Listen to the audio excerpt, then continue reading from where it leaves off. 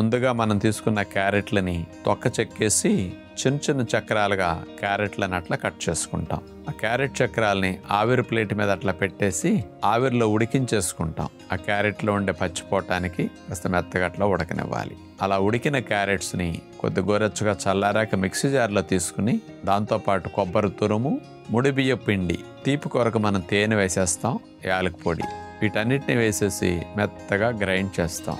Carrot balls కోసం పిండి అట్లా గ్రైండ్ చేసి సిద్ధం చేసుకున్నాక పైన కొద్దిగా వంట సోడా, అలా సిద్ధం చేసుకున్న పిండిని పక్కన పెట్టుకుని నాన్ స్టిక్ గుంటల మూకుడు తీసుకుని అందులో మేగడ రాసేసి అడుగునట్లా నువ్వులను అందులో వేసేసి దానిపైన ఈ క్యారెట్ బాల్స్ని చిన్నగా చేసేసి అందులో వేసేస్తాం.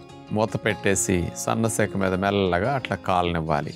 ఒకవైపు అట్లా బాల్స్ వేగిన తర్వాత స్పూన్తో తిప్పేసి మరోవైపు కూడా అట్లా వేగనివ్వాలి.